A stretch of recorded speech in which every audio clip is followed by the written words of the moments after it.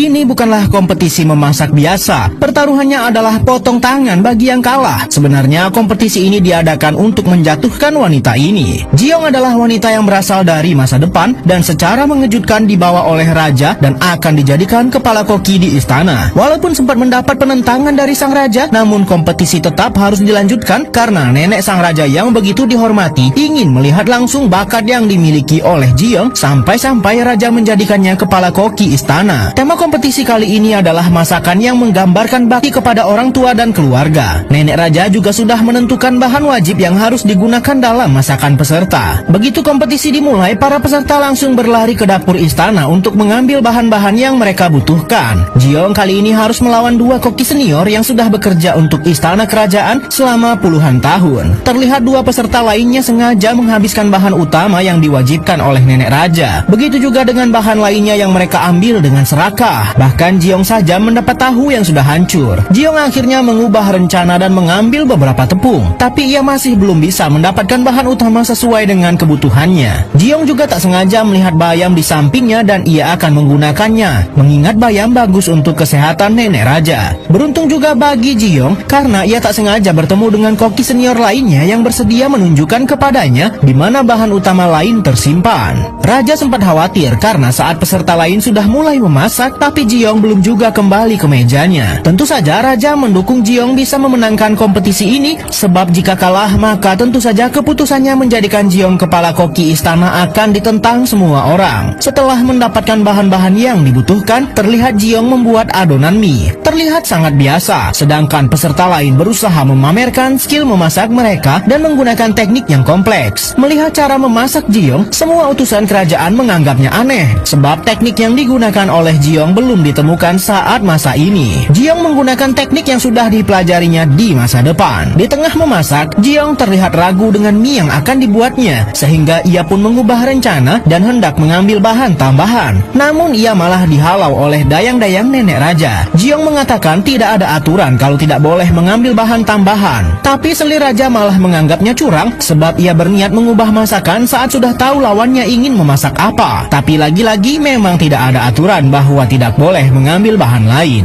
Akhirnya raja pun mengizinkan Jiong mengambil bahan tambahan. Tapi untuk menghemat waktu, Jiong meminta temannya untuk mengambilkan bahan itu. Perubahan rencana yang mendadak ini tentu saja akan memakan waktu yang begitu banyak, sebab Jiong harus mengulang lagi dari awal. Saat Jiong memasak menggunakan teknik flambe, semua orang melongo. Bahkan selir raja sempat nyeletuk kalau Jiong sangat berandalan dalam memasak. Wajar saja pada zaman ini teknik memasak masih sangat kuno, sedangkan Jiong membawa ilmunya dari masa depan.